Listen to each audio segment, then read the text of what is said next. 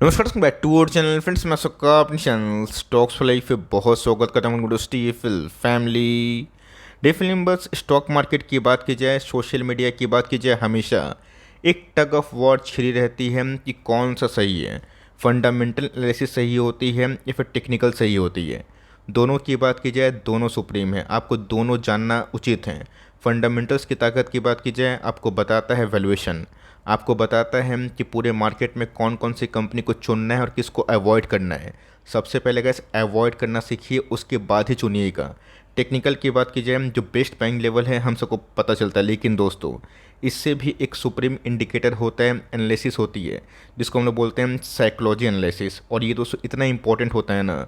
मैंने कहा इस स्टॉक मार्केट में जो भी सीखा है, जितना भी सुप्रीम पोजीशन बनाया है और जो जो स्टॉक ने मुझे बहुत ही अच्छे पैसे कमा के दिए हैं, उसमें दोस्तों साइकोलॉजी का एक बहुत ही इम्पोर्टेंट रोल होता है। और ये साइकोलॉजी ना सबके बस की बात नहीं होती है। सिर्फ नंबर्स को ऊपर से पढ़ेंगे, बाई सेल करेंगे, हमेशा स्टॉक मार्केट में हारेंगे। आपकी साइकोलॉजी कितनी मजबूत है और कौन कौन से न्यूज़ को आप डिस्काउंटिंग खुद से करते हैं, ये जानना बेहद इंपॉर्टेंट हो जाता है। कि कंपनी के नंबर्स ऊपर से ख़राब लगेंगे, एस्टिमेट बीट नहीं हो पाया, मिस हो गया, ऐसा लोग बोलेंगे, लेकिन 2-3 क्वार्टर के ख़राब नंबर्स के चलते गए 2-3 साल 5 साल की रैली को मिस करना ये अनुचित मैं मानता हूँ। तो फटाफट डिस्कस करेंगे, बहुत इंटरेस्टिंग वीडियो होगी।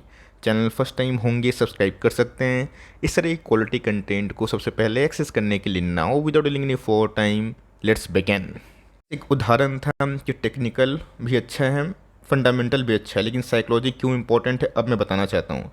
पिछले कुछ सालों से अगर आप देखें 21, 22 और 23 में एफ सेल कर रहे हैं। अब बहुत लोग जो एफ को नहीं फोकस करते हैं कि जब वो आएंगे तभी मैं माल खरीदूंगा, उनके चक्कर में गए उनकी बहुत मेगा जो रैली है मिस हुई है स्टॉक मार्केट से।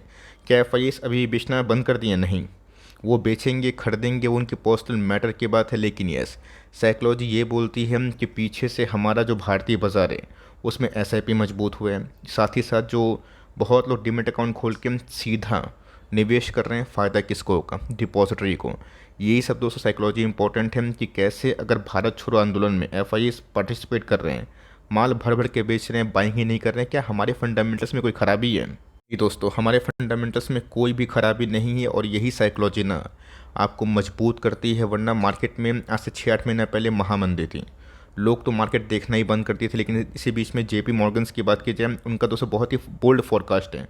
उनको ऐसा लगता है कि इंडिया थर्ड लार्जेस्ट इकनॉमी ना 2027 तक की हो जाएगी और 7 ट्रिलियन इकनॉमी 2030 तक हो जाएगी। अब इसमें कितनी सच्चाई है ये तो वक्त बताएगा। लेकिन यस, एक चीज़ तो देखिए, भले ही फिरंगी लोग हमारे भारतीय बाजार से माल बेच रहे हैं, लेकिन दोस्तों दूसरे फिरंगी की बात की जाए, गोरे लोग की बात की जाए, वो हमारे इकनॉमी को ना अपग्रेड कर रहे हैं। इसका मतलब अगर इकनॉमी अच्छी काम करती है तो बिल्डिंग मटेरियल्स वाली कंपनी, बिल्डिंग बनाने वाली company, Indian banks, Indian NBFC, इनका बहुत ही सॉलिड बूम आने वाले 5-6 साल 7 साल तक रह सकता है। गाइस, जो मैंने आपको ज्ञान दिया क्यों दिया? बिकॉज आप घबराए ना। बिकॉज एक कंपनी की बात की जाए, उनके नंबर्स आज के दिन मार्केट आवर्स मतलब मार्केट आवर्स के बाद हमें देखने को मिले, और नंबर्स की बात की जाए पहले पढ़ेंगे, उसके बाद एनालिस्ट लोग का फोरकास्ट देखेंगे। बिकॉज आपने देखा कि बहुत सारे एनालिस्ट लोगों ने बजाज फाइनेंस को हेवीली डाउनग्रेड किया था आज से 2 साल पहले, इवन 6-8 महीना पहले। आज बजाज फाइनेंस ने बहुत लोग का मुंह बंद करवा दिया। ऑल दो नंबर्स के बाद रिएक्शन तो होता है, लेकिन यस, अगर आप सिर्फ एनालिस्ट के चक्कर में रहिएगा तो कभी कभी कैसे बड़ा जो बुल रन है ना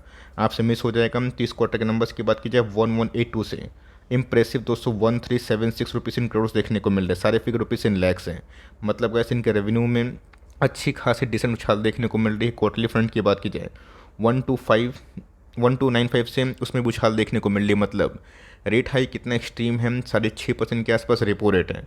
फेड की बात की जाए 5.5% के आसपास रेट हाइक करके बैठे हुए हैं और भी फर्दर रेट हाइक की आशंका है।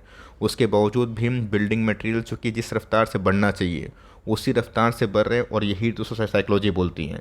रही बात कंपनी के एक्सपेंसेस की, तो आप देख सकते हैं कि 1086 से उसमें बढ़त हमें देखने को मिल रही है, 1199 करोड़ हो चुका है।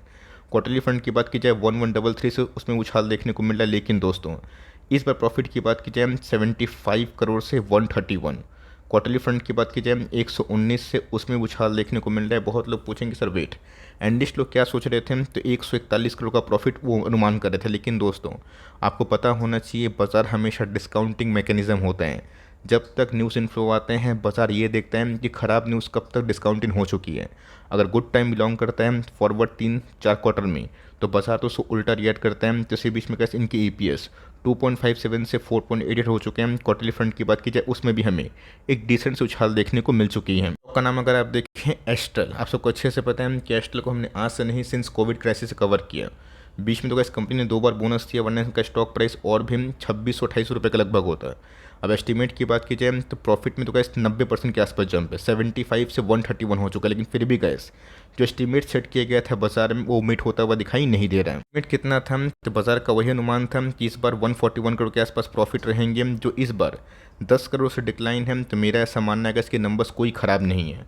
अगर आप डिस्काउंटिंग मैकेनिज्म जानते हैं और ये समझते हैं कि कैसे पोस्ट रशिया के मैटर के बाद डिमांड में या फिर मार्जिन्स में कितनी हद तक हिट लगी थी, उसके बावजूद भी गैस कंपनी अगर फिर से बाउंस बैक करती है तो लीडर्स की ना सबसे अच्छी छाप होती है। कल के दिन बाजार गिरता है या फिर स्टॉक गिरता है बिकॉज ऑफ एस्टिमेट्स, आपको बिल्कुल पैनिक करने की आवश्यकता नहीं। उल्टा मैं बोलूँगा आप इस कंपनी को long term SIP point of view में भी शरीक कर सकते हैं। बोलेंगे वेट सर, कंपनी तो बहुत ही महंगी है, बहुत ही हाई प्राइस टू अर्निंग है। तो समझिए दोस्तों, जो कंपनी अच्छी होती है वो थोड़ा महंगा मिलता है। रही बात कंपनी के मार्केट कैप की, हाफ सेंचुरी क्रॉस है, 52,000 करोड़ के आसपास की मार्केट कैप है, 96 के आसपास पी है, जो बहुत ही हाई तो है मैं मानूंगा दोस्तों। लेकिन कंपनी की आरओई बहुत ही अच्छी है। और जब इस बाज़ार में जैसे ही हमें थोड़ी बहुत नर्वसनेस हटते हुए देखने को मिलती है, लीडर्स ही सबसे पहले बाउंस बैक करते हैं। एस्ट्रल के चार्ट पे आऊँगा, बट उससे पहले गए जो नंबर्स इस बार हमें देखने को मिल रहे हैं उससे हम लोग क्या उम्मीद कर सकते हैं, ये देखना क्वाइट इंटरेस्टिंग हो जाता है। तो कंपनी की बात की जाए वो हमें, आपको पता है कि पाइप एंड पीवीसी के बिज़नेस की बात की जाए चारों क्वार्टर अलग अलग होते हैं। ऐसा मत सोचिएगा कि क्वार्टरली नंबर्स में तेज़ी है। उसके पहले मार्च में कंपनी ने 1500 करोड़ के आसपास सेल्स किया था। आपको पता है कि सबका एक सीज़न होता है। वरुण बेवरेज से अगर आप एक्सपेक्ट करेंगे कि ठंडे के सीज़न में वो सेल्स हाई करें, ऐसा नहीं होता है। मानसून की बात की जाए या फिर डिफरेंट सीज़न की बात की जाए, इसमें प्लम्बिंग बिजनेस बहुत ही हद तक इंपॉर्टेंट रोल प्ले कर जाते हैं। तो जी हाँ दोस्तों, बीच में ना इनके मार्जिन्स 12% 13% आना शुरू हो चुके थे, जो पिछले 3 क्वार्टर से कम दोस्तों स्टैगनेंट है, कांस्टेंट है। और इसी के वजह से पिछले 3 क्वार्टर के जो नंबर्स की बात की जाए वो बहुत ही अच्छे हैं, आलीशान है। 3 क्वार्टर पहले डबल सेंचुरी है और अभी भी गैस हमें ठीक ठाक उछाल देखने को मिल रही है। अपने के रिजर्व्स की बात की जाए उसमें भी गैस कोई कमी हमें देखने को नहीं मिल रही है। 28 करोड़ के आसपास रिजर्व्स है। रही बात बोरविंग्स की, ऑलमोस्ट ना के बराबर है। मुद्दा क्या है कि आप खुद को पूछिए, खुद से डिसाइड करिए कि अगर आप न्यूज़ को डिस्काउंट इन करते हैं तो आपको नंबर्स कैसे लगें। क्या पाइप एंड पीवीसी के बिजनेस जैसा कि 1 साल पहले परफॉर्म कर रहे थे, लोगों को लगा था कि दुनिया डूब जाएगी, पाइप एंड पीवीसी कभी भी इस तरह प्रॉफिट फिर से नहीं विटनेस कर पाएंगे? क्या वो ऐसा नहीं हुआ? उससे भी अच्छा देखने को मिला। और दोस्तों मेरे हिसाब से रशिया का मैटर है ही नहीं, वो तो पुराना हो गया। अभी तो कैसे नया इसराइल का हमास का जो वॉर है वो हमें देखने को मिल रहा है। तो अगर आप न्यूज़ को डिस्काउंटिंग खुद से करते हैं तब दोस्तों कोई भी अपग्रेड करे डाउनग्रेड करे उससे कोई फ़र्क नहीं पड़ता है। आपको कंपनी अच्छी लगती है, होल्ड करें, तसल्ली से बैठे रहें। अब ये सब कंपनी को टॉप लेवल पे खरीदेंगे और बोलेंगे हाई तौबा में फंस गया, वो चीज़ सही नहीं है।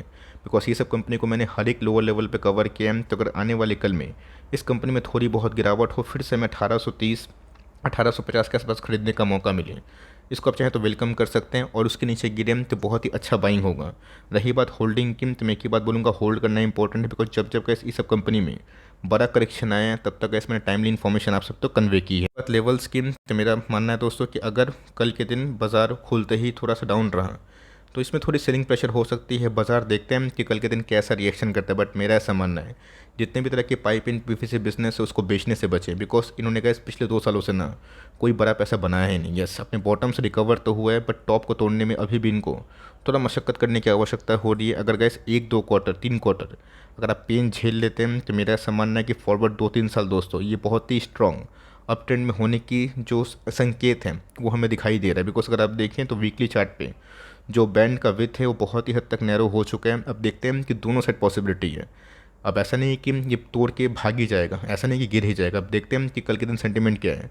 एस्टिमेट मीट नहीं हुआ है, जिसके वजह से थोड़ा बहुत जो बियर्स लोग हमला करने की कोशिश करेंगे। लेकिन यस, आपको कंपनी अच्छी लगती है तो होल्ड करना सीखें। और मैंने क्या बताया, आपको लगता है कि आने वाले कल में रेट हाइक इस तरह नहीं रहेगा, रेट कट होगा, चाहे वो 6 महीना हो, साल भर हो, तब तक गैस प्ले करें।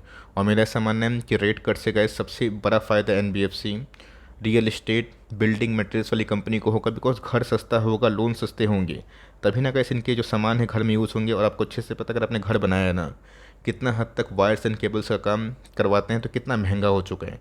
और यही सब दोस्तों पॉलीकैब के जो रिजल्ट में ना साफ साफ देखने को मिला। तो कितने लोगों के पास ये कंपनी है कमेंट बॉक्स में बताइएगा। और ये इसको छोड़ के अगर आपने दूसरी कंपनी में निवेश किया है फिनोलेक्स में, प्रिंस में, उसको भी गैस मैं कंटिन्यू करने की सलाह दूंगा। मुझे गैस नंबर्स डिसेंट से लगे हैं। अब देखते हैं कि बाजार कल के दिन क्या डिसाइड करता है। बाजार से सुप्रीम कोई भी नहीं है, मैं भी नहीं हूँ। तो गैस मिलते हैं जल्दी ही, तब तक के लिए bye. Thanks for listening friends, God bless you all.